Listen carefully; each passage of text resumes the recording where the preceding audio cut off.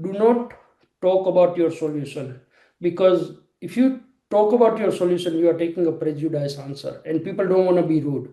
If you ask them, will you use this feature, they're most likely to say yes. All right, but talk about the problem that they have. So I'll give you a classic example. When we come on a higher value sale, like typical problem of typical product that you sell are like, couple of $100, and it's easy to establish whether people pay for not. For us, the typical pricing is 100,000 or above, so people are not going to tell you that, okay, yeah, we're going to pay or not. So what we do is, when we go on a sales or a sales call to start with, what we say is, okay, what are you trying to do? And then what we ask is that, how significant is the problem? By not solving this problem, what is the cost to your business? All right. So if they say, all right, yeah, if we don't have an app, we got like, 15 customers who asked for this, but we didn't have that. If we have an app, we can convert those 15 customers, and that will bring us a revenue of 300,000.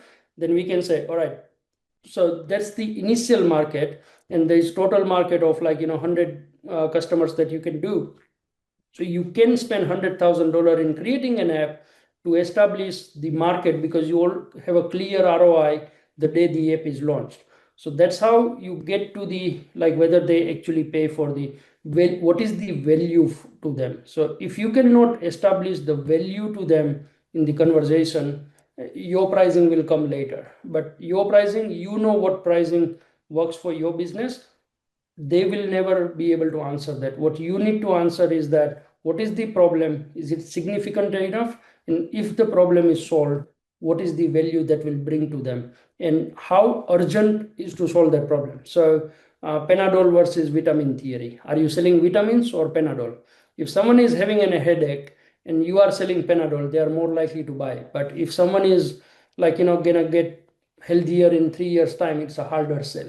So if your sale is solves the urgent problem, then it's easier to sell. If you are selling an improvement product, then you need to sell the story. You can sell the dream, the output. Like fitness guys, they never sell you, oh, you're gonna be able to do like 10 push-ups. Nobody wants to do that. It's painful, right? But what they sell is that, okay, you will be able to go on the beach in your swimsuit.